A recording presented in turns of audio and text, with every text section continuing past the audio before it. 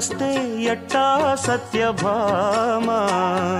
బంగారు గిన్నెలోని పరువాల పాయసాలు నీకే ఉంచా నేను పోకిరి చక్కంగా ముందుకొచ్చి సందేళ విందులిస్తే కాదంటానా జతరా మరి వారం వర్జం చూడాలి ఆపైనే నీతో ఓడాలి